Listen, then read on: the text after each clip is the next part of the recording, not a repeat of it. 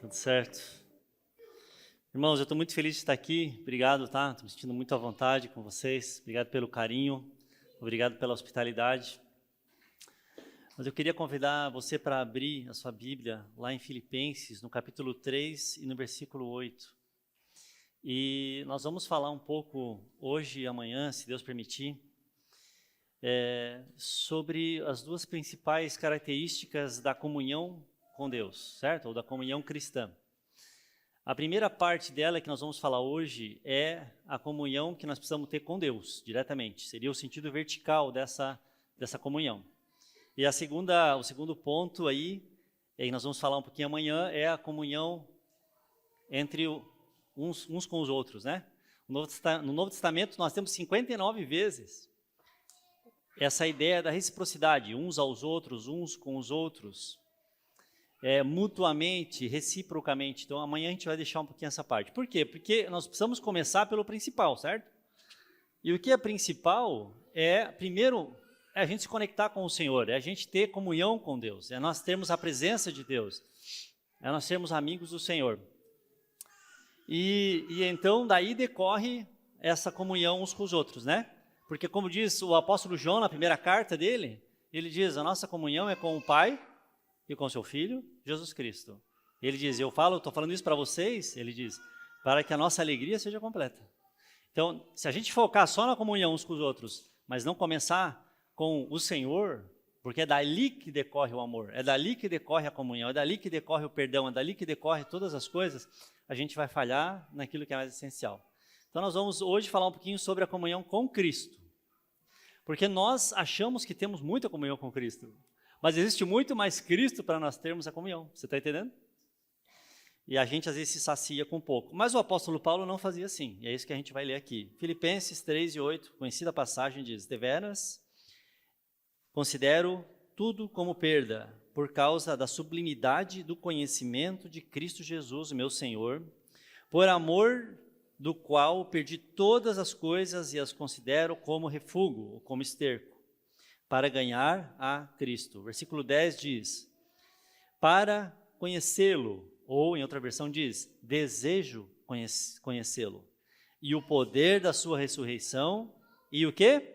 A comunhão dos seus sofrimentos, conformando-me com ele na sua morte, para de algum modo alcançar a ressurreição dentre os mortos.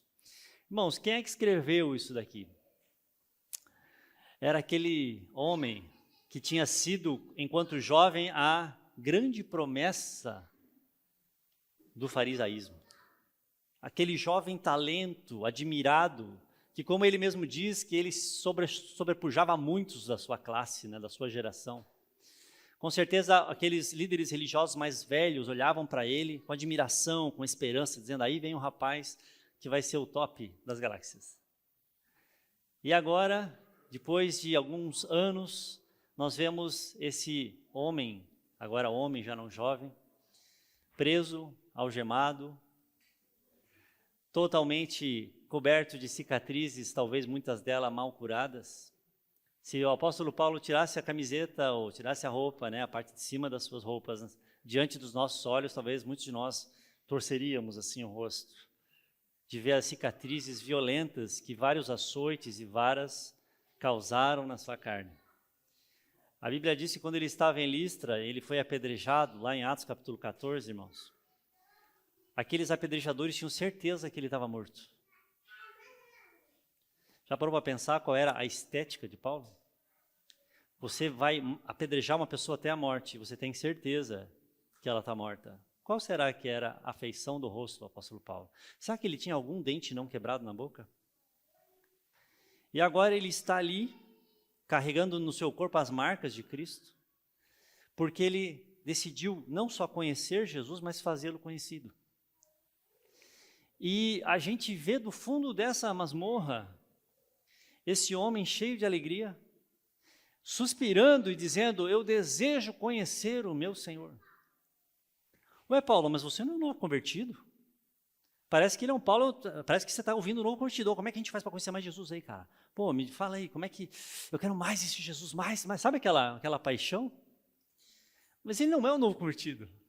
Ele já sabia exatamente o que custava conhecer mais e mais esse Jesus. E aí que eu quero entrar um pouquinho com você, porque nenhum autor do Novo Testamento foi mais inspirado pelo Espírito Santo a falar sobre a comunhão com Cristo e o que custa a comunhão com Cristo. Porque se a salvação é pela fé e não por obras, a verdade é que nós avançamos na intimidade com o Senhor à medida que nós estamos dispostos a perder. É à medida que a gente está disposto a deixar o Senhor levar embora de nós tudo aquilo que nós gostamos, mas Ele acha necessário tirar, é à medida que nós vamos tendo mais e mais comunhão com o Senhor. É por isso que Paulo vai falar, olha, eu desejo conhecê-lo e entrar, né, ou ter, ou desfrutar da comunhão dos seus sofrimentos. Por quê? Porque naturalmente falando, nós costumamos ir só até um certo ponto. Eu quero ter comunhão com Deus, mas só até um certo avanço onde o custo-benefício seja ótimo, seja o ideal. Eu ganho o máximo que eu posso de Deus, da revelação do Senhor, do conhecimento dEle, mas sem perder muito. E Paulo, ele teve essa revelação de que Cristo e a igreja, eles funcionam, vamos dizer assim, porque eles têm íntima comunhão. Então, é papel da igreja ter íntima comunhão com o seu Senhor. Você lembra como é que Paulo se converteu? Lá em Atos capítulo 9, ele estava lá furioso, né, espumando de raiva dos cristãos, daqueles da seita do caminho, como ele vai dizer depois. E ele está indo para Damasco furioso, de repente brilha aquela luz, ele cai por terra e ele escuta aquela voz falando em língua hebraica, Saulo, Saulo, por que me persegues?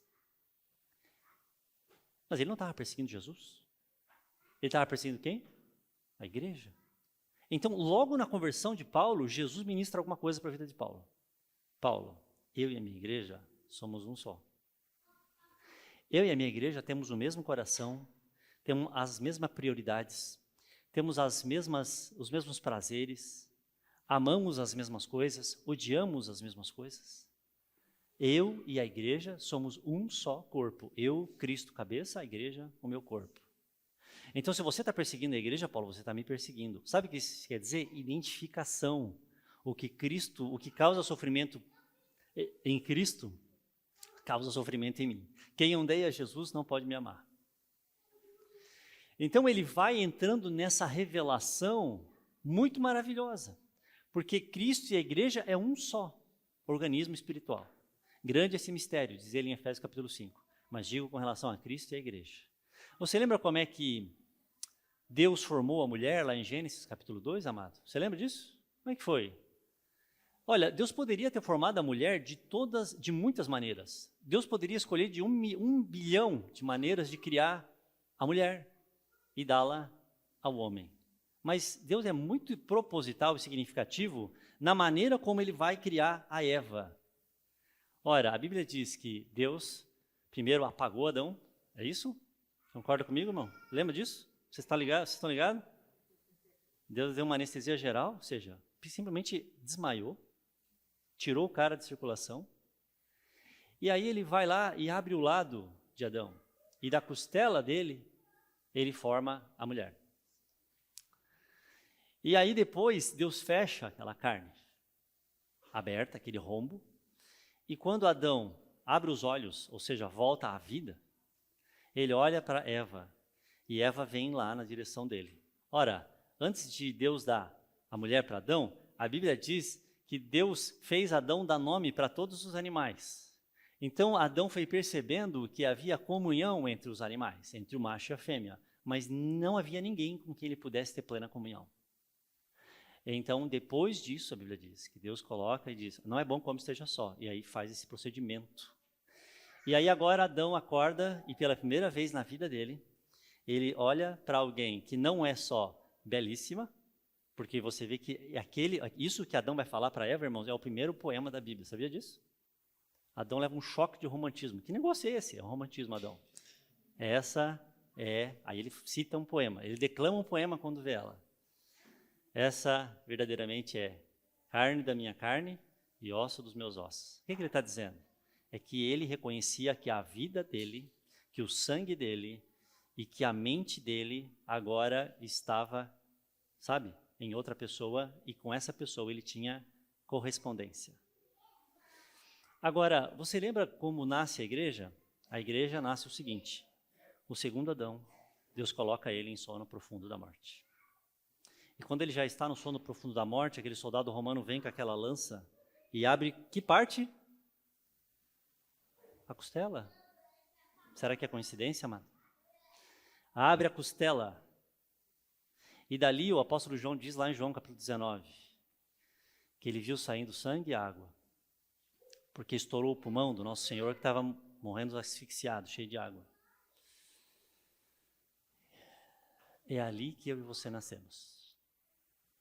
O nosso berço, espiritualmente falando, veio daquela ferida que comprovou para todos os presentes que o sacrifício do Senhor tinha sido cabal. E aí, no domingo de manhã, que nós vamos comemorar amanhã, né? O que aconteceu no domingo de manhã? O segundo Adão abriu os olhos. E quem que ele viu? Quem que o pai trouxe diante dele? A noiva. E quando ele olha para mim e para você, o que ele diz? Essa tem a minha vida. Essa tem o meu coração. Essa tem a minha mente. Essa tem os meus desejos. Ela me corresponde na terra como eu sou no céu. Então, não tem como desassociar. A gente falar que, eu sou da igreja, mas o seu coração, o meu coração não corresponde a Jesus. Não tem como. É a essência mais básica que nós temos, é essa. Então, para a gente avançar, irmãos, só que assim, isso envolve sofrimento, está entendendo? Só é passada, isso só avança à medida que a gente vai morrendo. Você lembra de Gênesis capítulo 24, Rebeca? Ora, o servo de Abraão, Eliezer, que simboliza o Espírito Santo naquele capítulo 24 de Gênesis, ele é enviado para uma terra do outro lado do deserto. E aí ele chega ali e ele identifica quem é a noiva que Deus tem para o seu senhor, para Isaac. E aí o Espírito Santo, Eliezer, ele vai lá e começa a demonstrar, a dar presentes que ao mesmo tempo embelezam Rebeca para o futuro encontro com o Isaac. Então ele tira ali, de cara ele dá uns 40, 50 mil reais, na conversão de hoje, de joias, ali na beira do poço. Pá. Ela volta para dentro de casa assustada e conta para o seu pai e para o seu tio Labão: olha, encontrei um homem no poço. Labão cresce o olho desse tamanho, porque é muito ouro e coisa muito linda, é uma tiara, é um colar. E aí ele corre lá e fala: vem para cá. E aí o servo diz: olha, eu não quero perder tempo, porque o coração do Espírito Santo, assim como daquele servo, é o coração de preparar a noiva no menor tempo possível, remindo o tempo, diz o apóstolo, e apresentá-la gloriosa, sem mancha, sem ruga e adornada para o noivo. Então o Eliezer fala: olha, eu não quero perder tempo aqui, eu tenho uma missão, essa missão já está aqui, agora eu quero levá-la. E o pessoal começa a querer enrolar ele, lembra disso? Não, fica mais um pouco, fica mais um dia e tal. E aí tem um momento que ele fala: não, eu não posso ficar. E aí o Labão tenta fazer uma chantagem com a Rebeca. Ele diz assim: escuta, Rebeca, tu quer ir mesmo com esse homem? Não era comum naquela época esse tipo de pergunta para a noiva. Você quer ir mesmo com esse homem?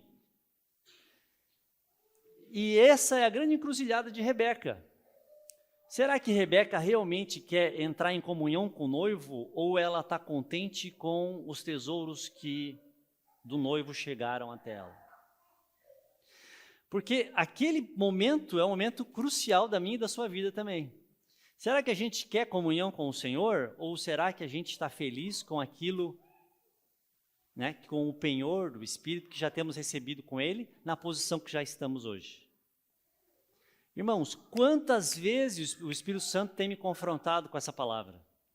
Será que você vai me seguir através do deserto para o encontro com o noivo? Porque é um deserto e é um deserto longo. Ou você vai dizer: eu já tenho bastante riqueza, estou confortável nessa zona de conforto e deixa quieto. E Rebeca diz prontamente: eu irei. Glória a Deus por essa resposta. E aí ela atravessa o deserto sem olhar para trás, porque é assim que a igreja fiel age. O coração dela não está desejoso por ouro. O coração dela tem um desejo, é comunhão com o noivo. E a Bíblia diz que ela vem do deserto, Isaac já terminou o seu trabalho, sai ao campo para orar, e quando ele levanta o olho, ele vê ela antes dele. Ou seja, ele a vê antes que ela o veja. E quando ela levanta os olhos vindo do deserto, ela já vê que o olho dele está fixo lá. Aí ela pergunta para Eliezer, quem que é aquele lá? Tá me secando. Aí ele fala, é o meu Senhor. Irmãos, você já percebeu que cada vez que os teus olhos espiritualmente se encontraram com Jesus, ele já estava te olhando? Não é maravilhoso isso? Não tem ninguém que lançou um olhar para Jesus antes que o Senhor olhasse para ele. Isso é amor eterno, pois com amor eterno te amei. Nós não somos eternos porque tivemos um começo, mas ele com amor eterno nos amou. Você lembra do Salmo 23 também? Desculpa não, né? Eu não vou ficar pedindo desculpa por citar a palavra. Mas é que os exemplos começam a pipocar. Você lembra do Salmo 23, por exemplo? O Salmo 23 é muito interessante, porque o Salmo 23 começa dizendo, o Senhor é meu pastor, nada me faltará. Os irmãos sabem o Salmo 23? Os pais, pelo menos, têm que saber para ensinar para os filhos. Né? O Senhor é meu pastor, nada me faltará. Versículo 2. Aí vem a experiência do spa. Qual que é a experiência do spa, irmãos? Spa, pensão completa. Ele me faz, né?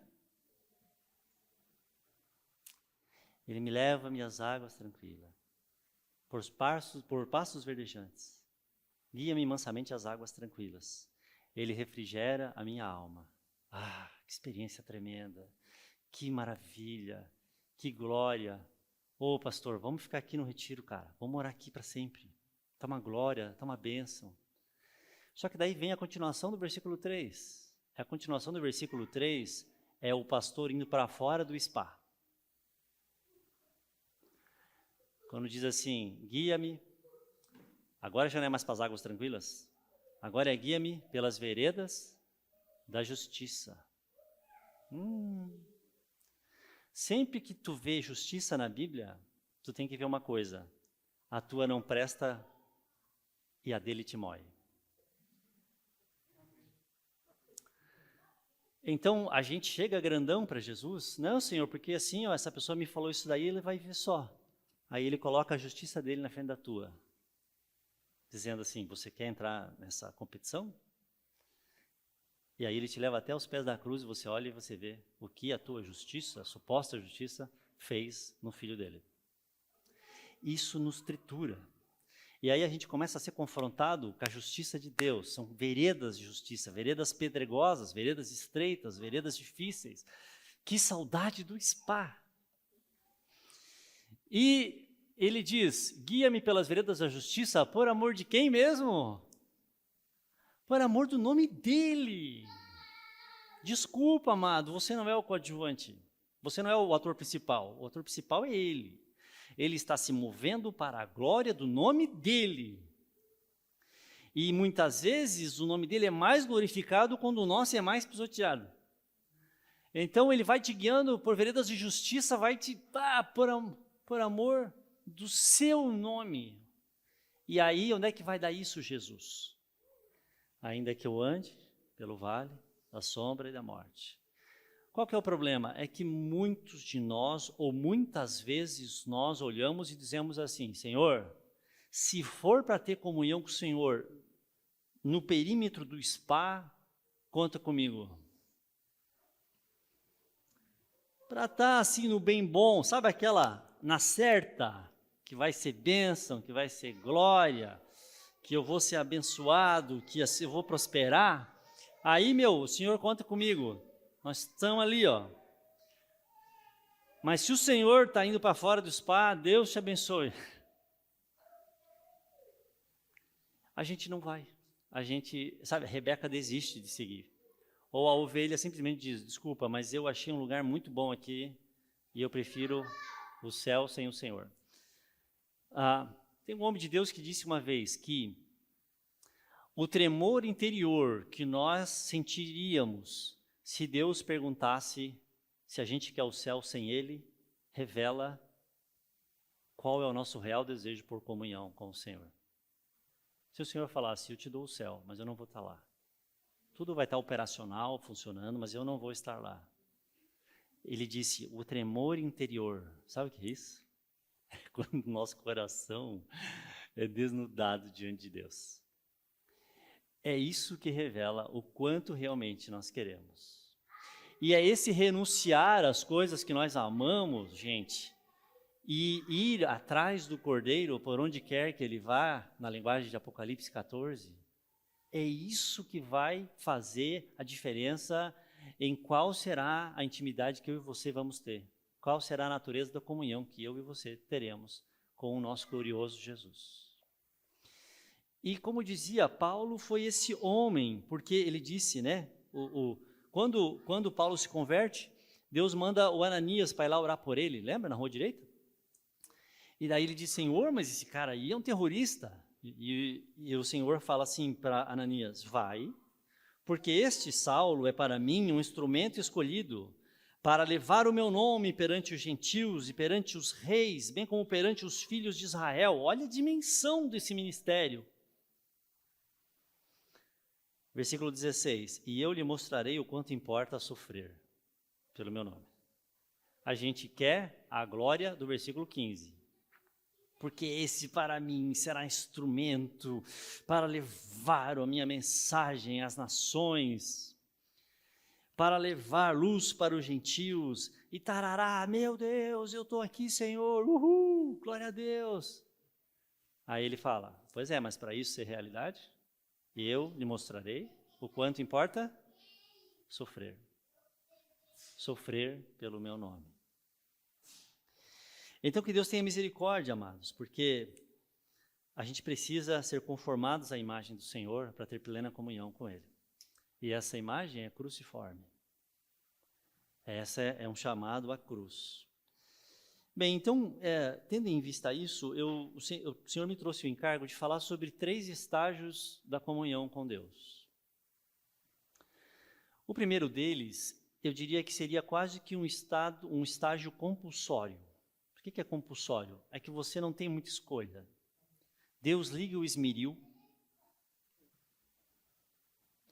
e entra rachando, dando faísca na minha vida e na sua vida. O Senhor vem e começa a arrancar ídolos que nós temos, manias pecaminosas, comportamentos que não glorificam o nome dEle. Na linguagem de Pedro ele diz, Ele vos resgatou da vossa vã maneira de viver que vocês, por legado, receberam dos vossos pais. Sabe o que é isso? É uma cultura impregnada que a gente tem, porque se pisar no meu calo eu vou mostrar, sabe esse negócio que a gente tem, essa ruindade que já é intrínseca a quem nós somos? Então o Senhor, Ele vai arrebentando com a gente. Ele vai nos colocando contra a corda, assim, ó, no ringue, e tu não sabe nem de onde está vindo.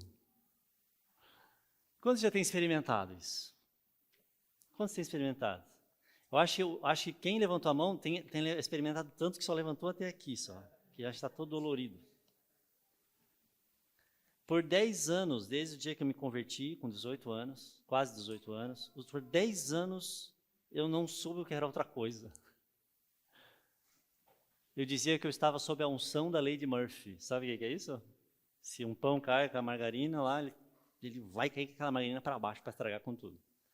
E eu chorava diante de Deus e dizia, mas por que, Senhor? Por que a vida para os outros funciona, os outros prosperam? A crise de Asaf, né? Por que todo mundo está aí e tal? E eu lembro que eu tinha um desespero muito grande por casar. E é até engraçado confessar isso, porque geralmente quem está desesperado nega, né? Mas depois que você casa, você admite daí. E aí eu lembro que eu tinha um desespero por casar, então eu tinha certeza que eu ia ser o primeiro a casar. Eu era o mais desesperado, mais afobado, mais precipitado.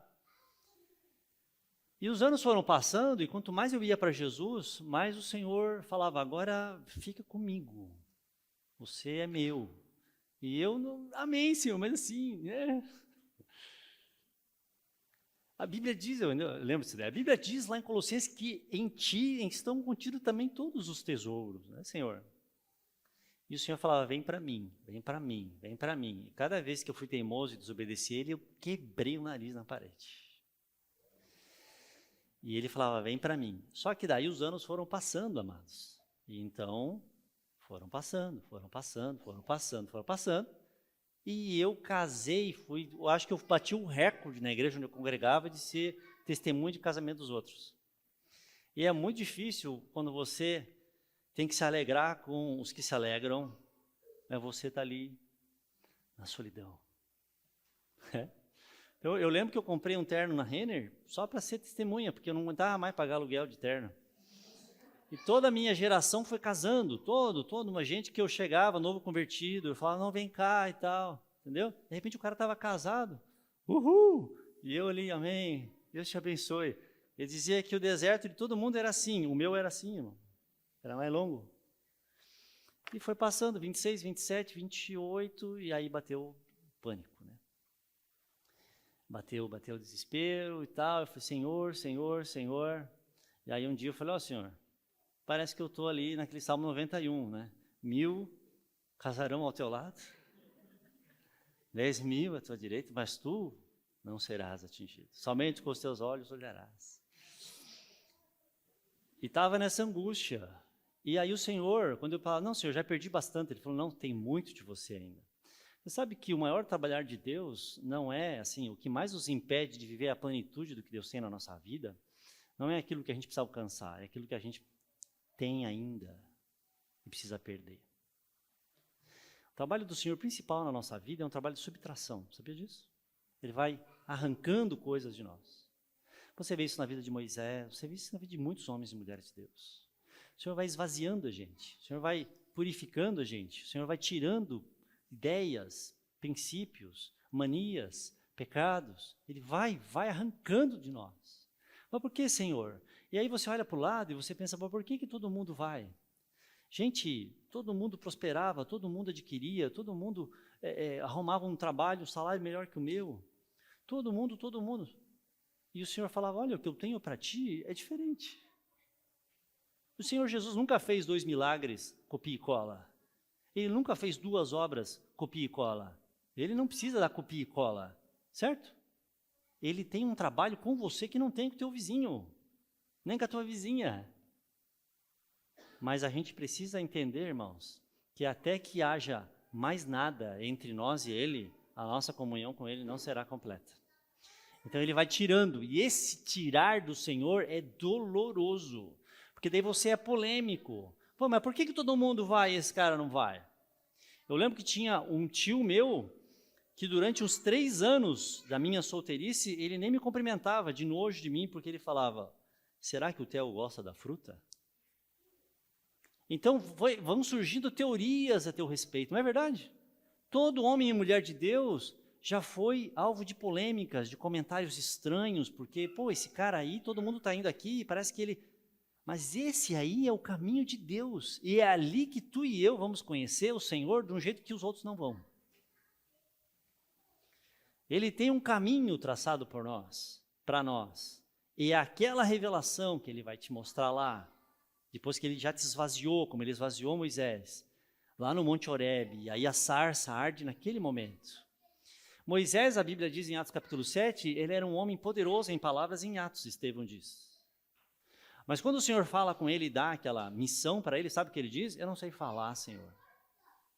Ele estava há cerca de 40 anos convivendo só com cabras e ovelhas. Ele falou, olha, eu desaprendi até, não sei nem mais falar, Senhor. Ali é o ponto ideal aonde Deus quer nos levar. É no fim de nós mesmos que começa o glorioso trabalhar e manifestar de Deus na nossa história. O homem mais falastrão da Bíblia era o apóstolo Pedro. Você lembra disso? Ele sempre tinha ele não ficava quieto. Pedro sempre tinha um negocinho para falar.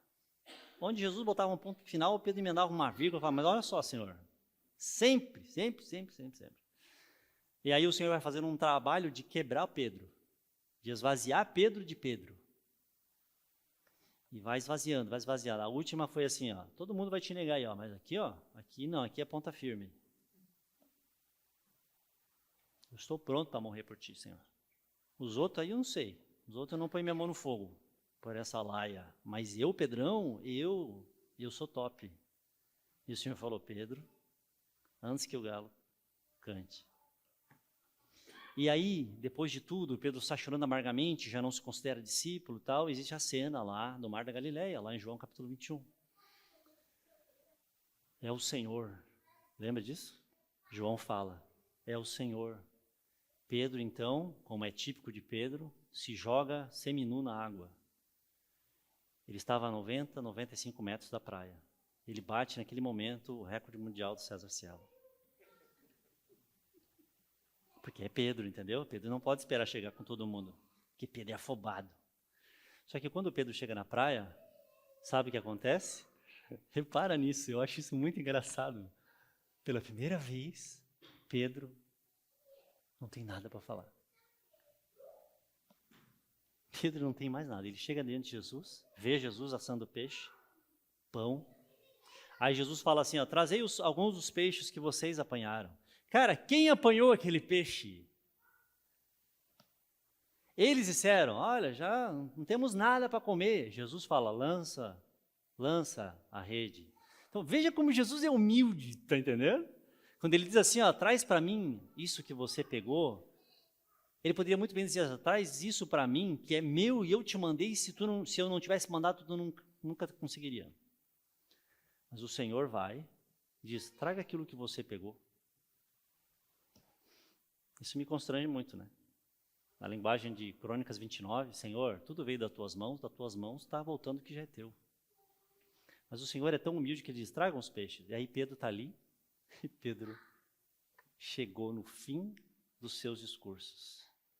Aí o Senhor fala assim, agora Pedro, vem cá, agora você está no ponto que eu queria. Você está entendendo o trabalhar de Jesus? Você está entendendo? E quanto mais a gente vai aceitando essa subtração na nossa vida, mais a gente vai entrando em comunhão com Ele. A dificuldade é não se escandalizar com o seu Senhor. E dizer, Senhor, eu estou aqui, arranca de mim o que o Senhor quiser. Essa é a nossa dificuldade. Mas se a gente fizer isso que é tão simples, que é tudo que nos cabe, a gente conhece o Senhor de maneira gloriosa. Vamos avançar, porque as horas também avançam. O segundo trabalhar do Senhor é quando o Senhor vai nos convidando a essa renúncia e esses sacrifícios de louvor, né, culto racional, de maneira não mais compulsória. O que é que eu quero dizer com isso? É que de um determinado ponto em diante, o Senhor começa a gentilmente dizer para a gente, você gostaria de vir? Você tem todo o direito legítimo, porque você não está em pecado. Está entendendo? Você não está em pecado. Você não está, vou perder a salvação. Não. Você já está estabelecido, você já está servindo ao Senhor, tudo, mas de alguma maneira o Senhor te convida a um salto no escuro. Ele diz, você pode continuar aí, mas se você quiser, tem mais. É se você quiser. Está entendendo o negócio? E aí a gente precisa refletir se a gente vai dar esse pulo no escuro.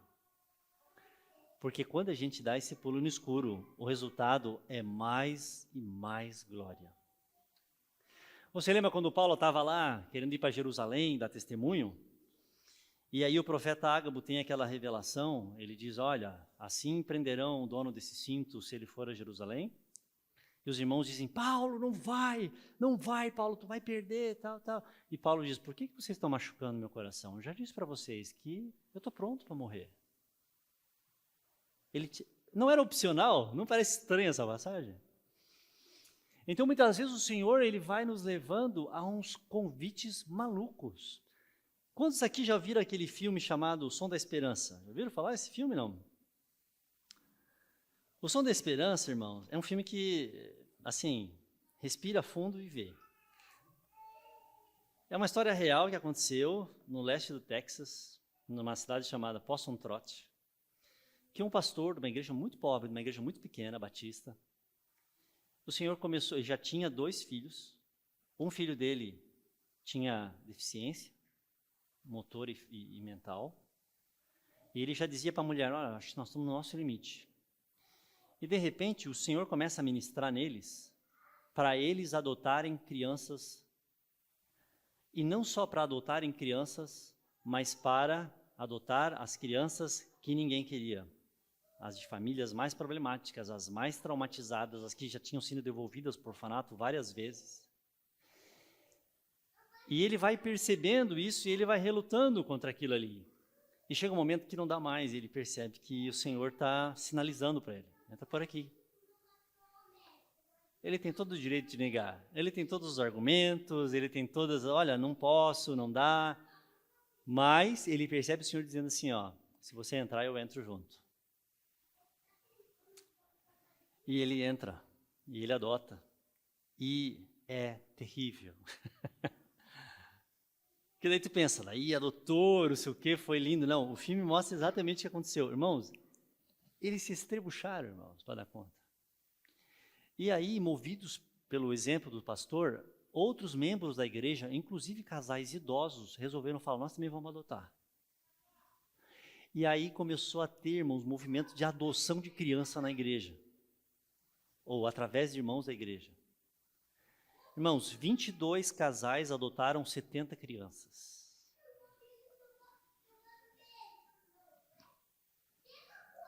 E aí o filme mostra bem a história como foi, que depois disso eles, meu Deus, eles se desesperaram.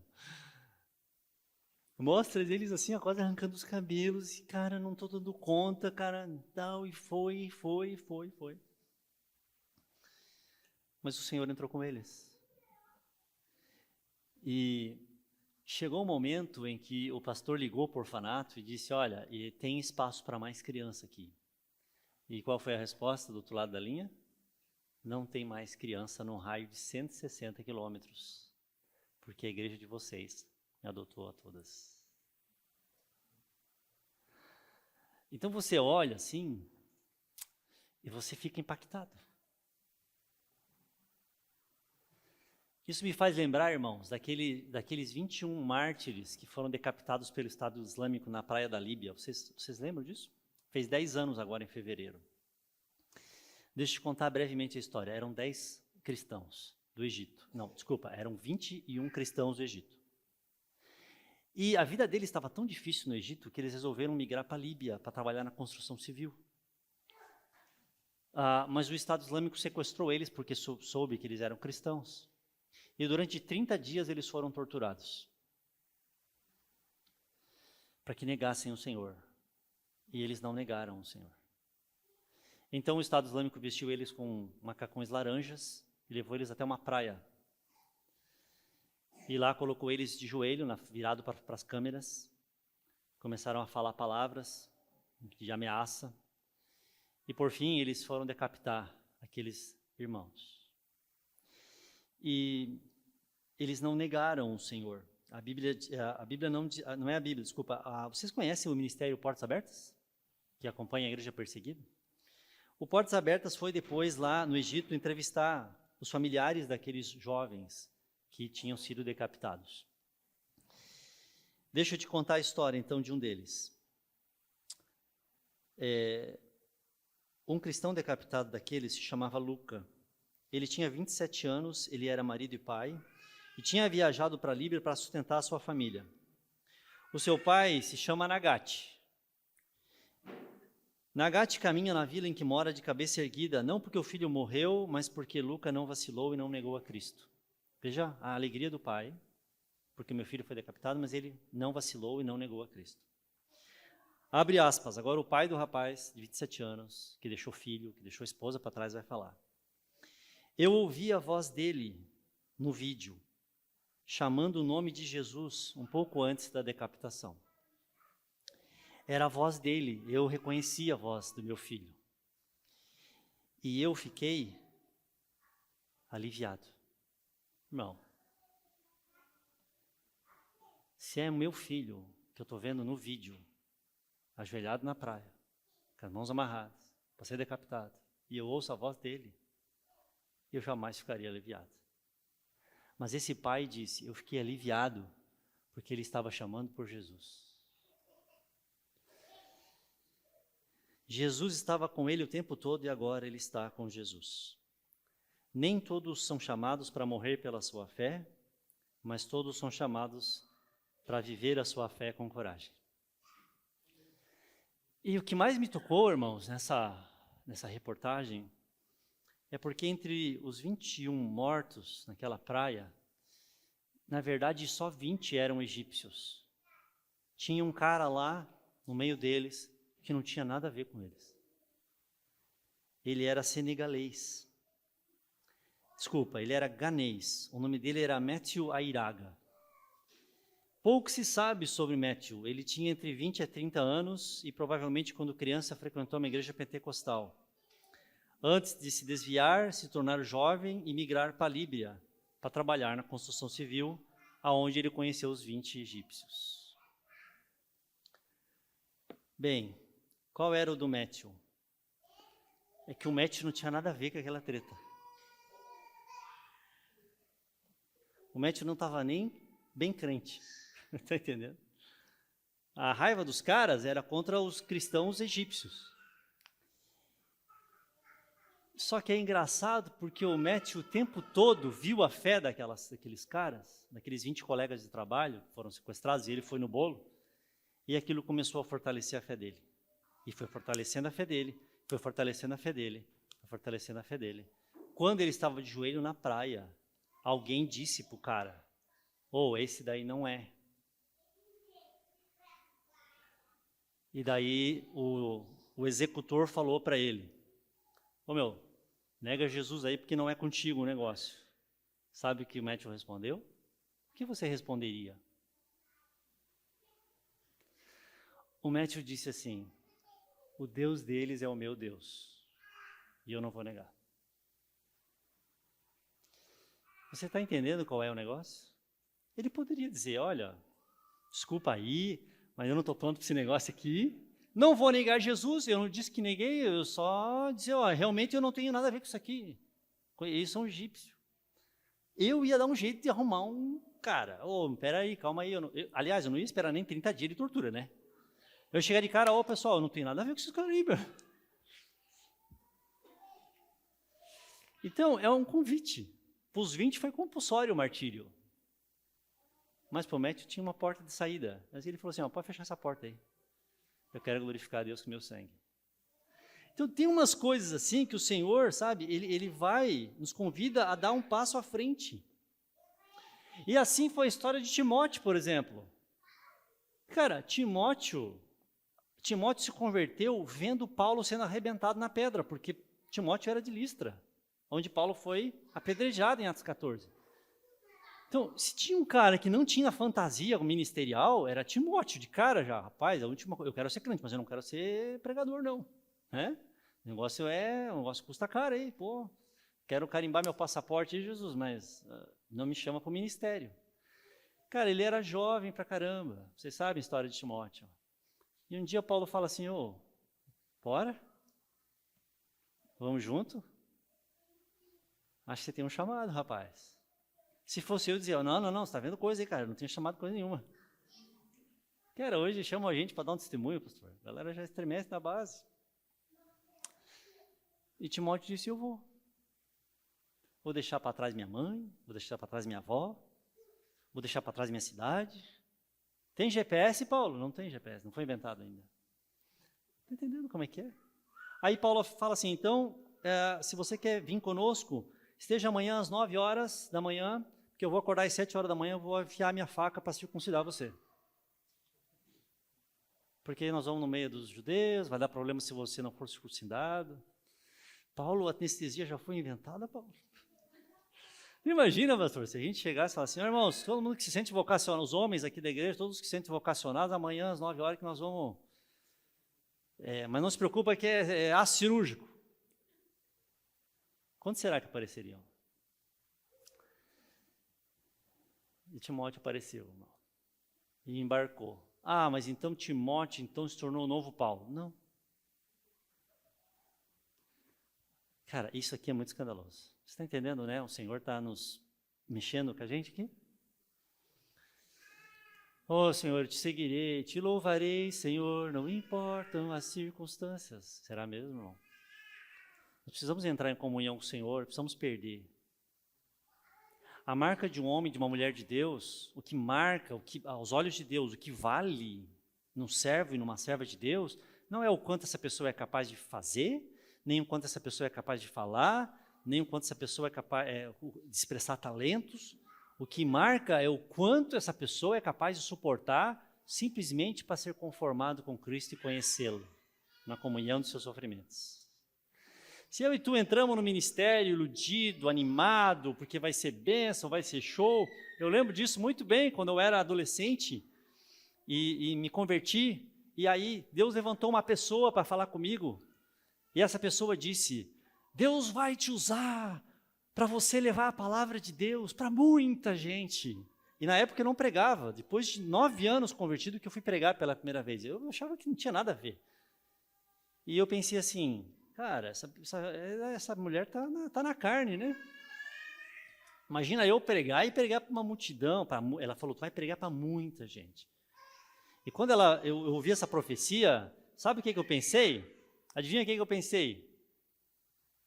Cara, eu imaginei eu com o microfone, no palco, no meio do Maracanã. Que ela falou em muita gente. E eu imaginei, eu sou o novo Theo Hayashi. Theo Hayashi, não é o nome do irmão? Como é que é? Não lembro o nome do cara lá que fez os eventos. Vamos fazer mega eventos. Vamos fazer. Eu sou o novo Bernard Jones, eu vou fazer cruzadas internacionais. Bom, se passaram 24 anos. E eu devo ter pregado ao longo dos 24 anos para bastante gente. Mas eu não sabia que ia ser fracionado. Você entendeu? É 5 aqui, é 30 ali, é 1, às vezes, de madrugada. Eu estou pregando. Mas esse glamour, esse já morreu, entendeu? Deus olha da eternidade e fez assim, é isso que eu tenho na tua vida. A gente é que dá uma vírgula e fala, então Deus não. Mas a realidade do entrar em comunhão com Deus é uma realidade de cruz. Não é agradável para a nossa carne, não é legal para o nosso ego, mas é glorioso. Porque ali você tem comunhão como você nunca teria sozinho, lendo um livro, lendo uma teoria. Você e eu entramos em comunhão com o Senhor e vamos a lugares com Ele onde não iríamos de outra maneira. O Senhor vai produzindo glória e glória e glória, mas é difícil isso daí. Nós precisamos estar em conexão com Deus. Nós precisamos estar e aceitar a tesoura de jardineiro do Senhor.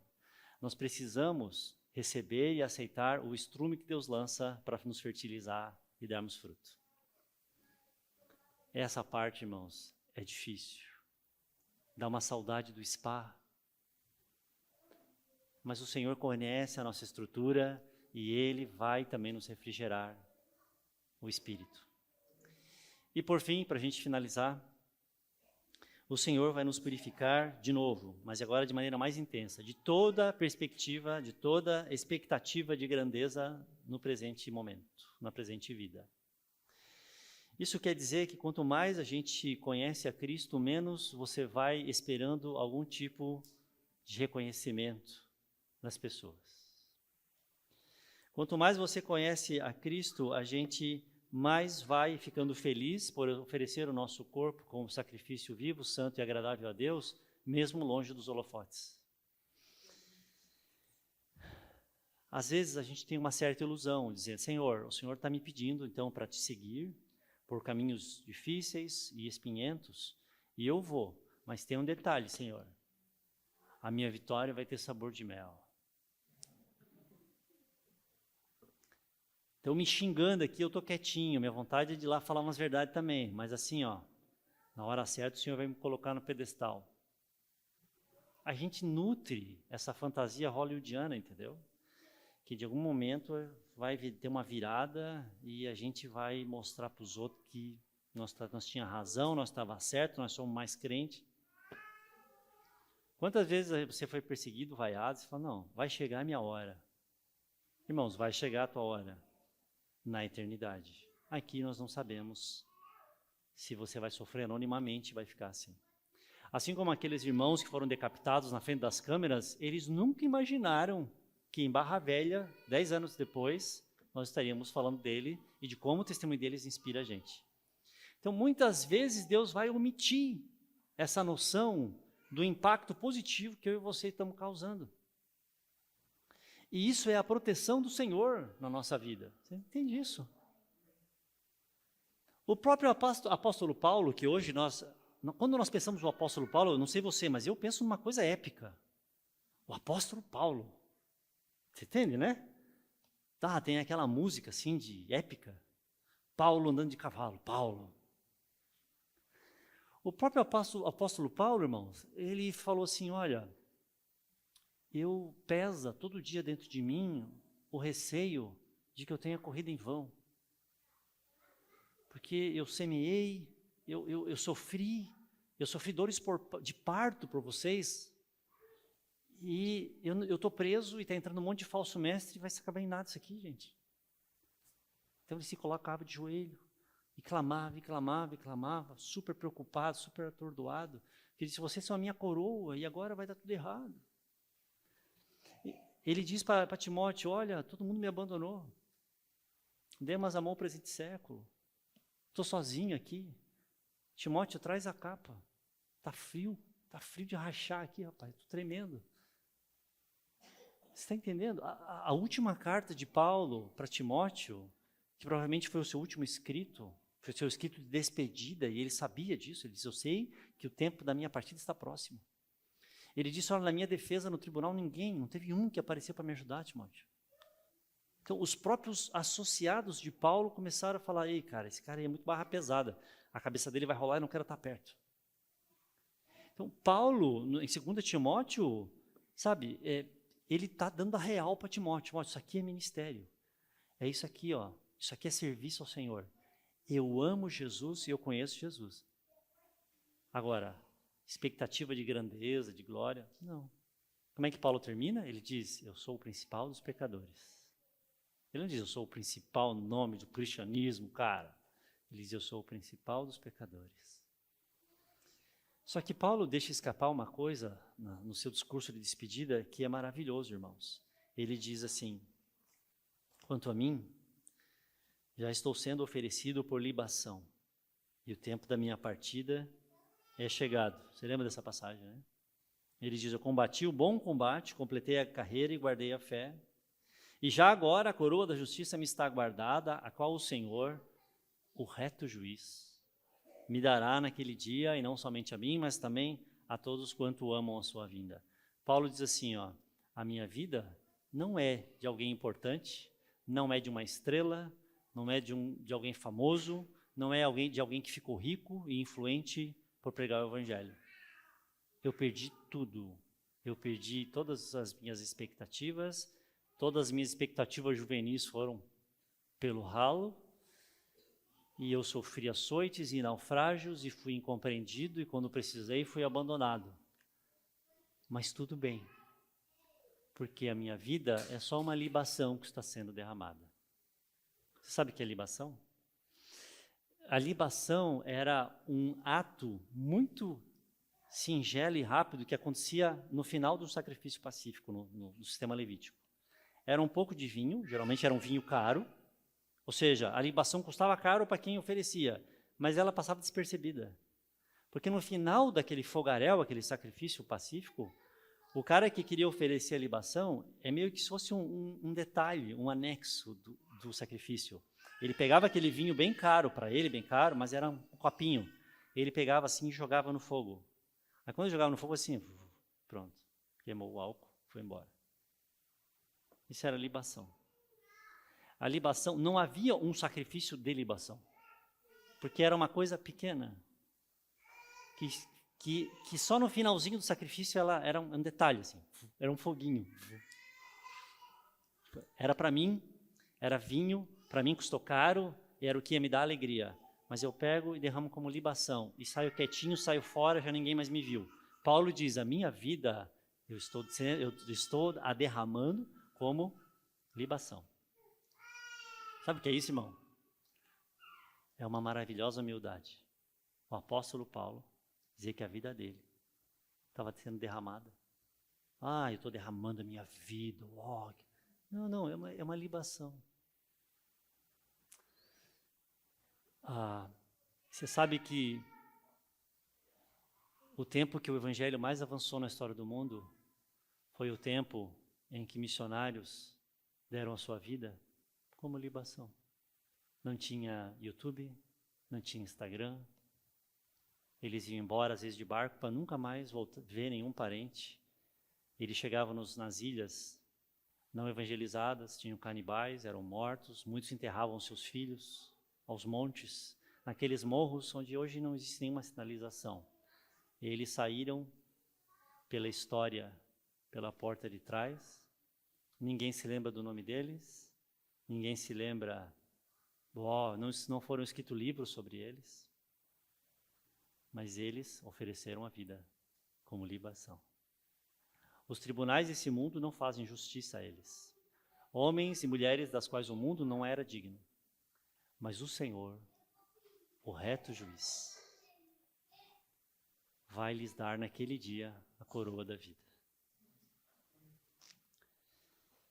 Então, irmãos, esse é um caminho de cruz. Eu sei que essa palavra, assim, não é uma palavra nada simpática, né? Por que convidar esse cara para vir aí falar hoje, né? Mas eu preciso dizer para você que essa palavra é de Deus. Essa palavra é uma palavra de realidade. Vai chegar o dia, Paulo diz, naquele dia, o Senhor, o reto juiz, me dará naquele dia. Irmãos e irmãs, vai chegar um dia em que o Senhor, o reto juiz, é nele que tem que estar a minha e a tua expectativa, é no reto juiz. Ele vai nos dar a coroa da vida. Está chegando um dia eterno, que não terá fim, aonde toda a expectativa não correspondida do meu e do seu coração será totalmente satisfeita. E tudo mais que a gente fizer, Senhor, eu vou assim, então eu vou me guardar, eu sou solteiro, eu vou me guardar, mas é o seguinte, tá? Depois o Senhor arruma uma varoa bem abençoada para mim.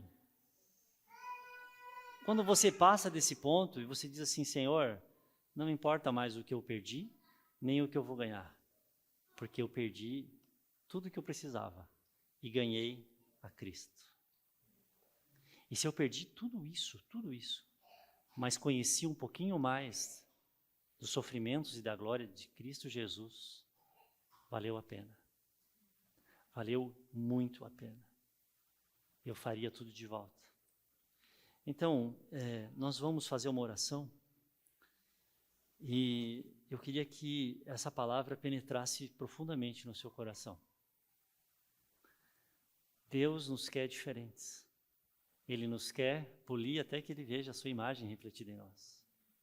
Mas é difícil esse polimento. Muitos de nós nos escandalizamos dizendo, não, Senhor, aqui não. Isso aí não. Essa área da minha vida, não. Essa humilhação, não. Essa pessoa me humilhando, não. E aí nós vamos fugindo do Senhor. E nós estamos no nosso plano direito. Não, mas eu não mereço. Não, mas não é assim. Não, porque os outros fizeram, eu também vou fazer. Tudo bem. Mas a tua comunhão com o Senhor resseca. E se torna um chão quebradiço, seco. As pessoas chegam perto de você com sede. E elas não encontram uma fonte. Que tragédia. Mas o Senhor tem algo diferente para nós aqui. Por isso Ele nos convida a isso. Outros vão querer aparecer, outros querem prazer, outros querem fama, outros querem tantas coisas. O que nós queremos? Senhor, nós queremos o Senhor. Por quem o Senhor é. Nós queremos revelação do Senhor. Na linguagem de Paulo, eu desejo conhecê-lo. Eu desejo conhecê-lo. Você sabe o que Deus fez na vida de Jó? Jó era alguém errado? Não. Jó era alguém que estava em pecado? Não. Mas o Senhor tinha mais glória para Jó. Então o Senhor vai arrancando aquilo de Jó. E aquelas não eram coisas erradas. Eram filhos que ele cuidava bem. Eram propriedades onde ele reconhecia que o Senhor era o provedor. Mas o Senhor queria mais para Jó. E aí você sabe que Jó entra em crise, porque Jó não sabe da aposta que rolou nos bastidores, certo? Nós sabemos, mas Jó não sabia de nada disso. E então Jó fica em crise. E aí, para piorar, os amigos vêm e começam a acusar ele. Cara, você é um cara, você é um cara, você é um... Sabe, a gente no meio cristão, infelizmente, tem muito mais amigos de Jó, e nós mesmos somos amigos de Jó quando pensamos nos problemas dos outros irmãos do que a gente percebe. Não, alguma coisa está errada. Essa pessoa deve estar escondendo algum pecado. Por que a vida dela não vai para frente? Por que ela tinha, agora ela não tem mais? Ela devia estar se achando, acho que ela estava se exaltando ali, o Senhor deu uma rasteira nessa pessoa. A gente começa a elaborar todas as teorias possíveis, julgando o servo, né, que está servindo ao seu Senhor. E aí Jó começa a falar, não, mas eu não pequei, e Jó começa a crescer nisso daí. No capítulo 30, Jó fala assim, eu estou com a minha defesa pronta, pode vir quem quiser, inclusive seria bom se o próprio Deus descesse aqui e desse umas respostas aqui no meu tribunal. Jó fala isso. Jó começa a ficar pistola, entendeu? E tal, não, desça ele aqui, venha ele aqui, eu sinto falta que ele venha aqui. Aí no capítulo 38, amados, o Senhor aparece a Jó. Você sabe essa história, né? O Senhor aparece a Jó do meio de um redemoinho. Sabe o que o redemoinho faz? Ele vira as coisas de perna para o ar. A gente quer que Deus fale sempre do mesmo jeito.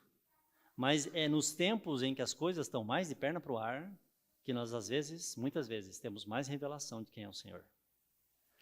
O Senhor arranca Jó daquele tribunal e fica rodopiando com ele pela criação. E aí o Senhor começa a fazer perguntas para Jó, que Jó não tem resposta. Só que é muito interessante isso daí.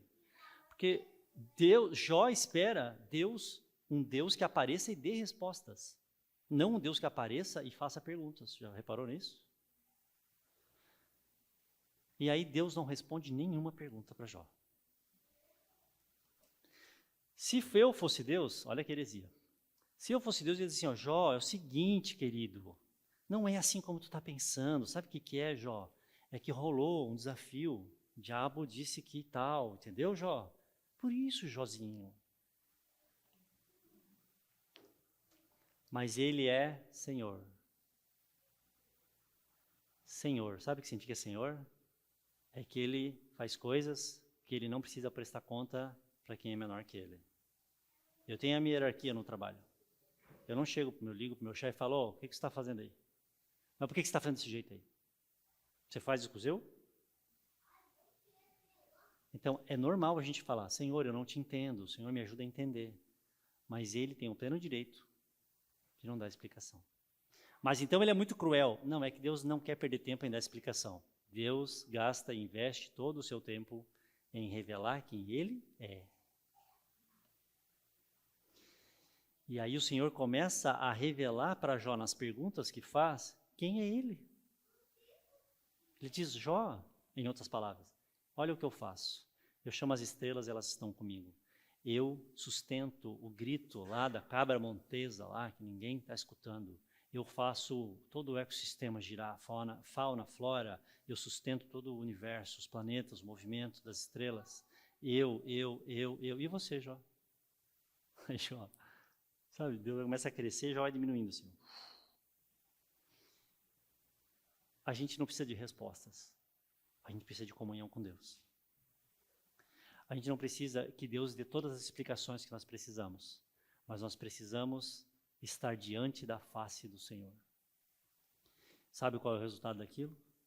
Jó, sem nenhuma resposta, ele diz, agora eu me abomino no pó e na cinza, porque eu falei de coisas grandes demais para mim, e quis eu obscurecer a tua sabedoria, Senhor. E aí ele termina dizendo, antes eu te conhecia de ouvir falar, mas agora os meus olhos te veem. Irmãos, é muito fácil a gente passar por toda a vida só achando que tem comunhão com Deus, sem ter. Mas o Senhor tem coisas maiores a nosso respeito. Fique de pé, por favor, e nós vamos orar aqui. As horas já avançaram, peço perdão. Mas nós vamos orar aqui essa noite.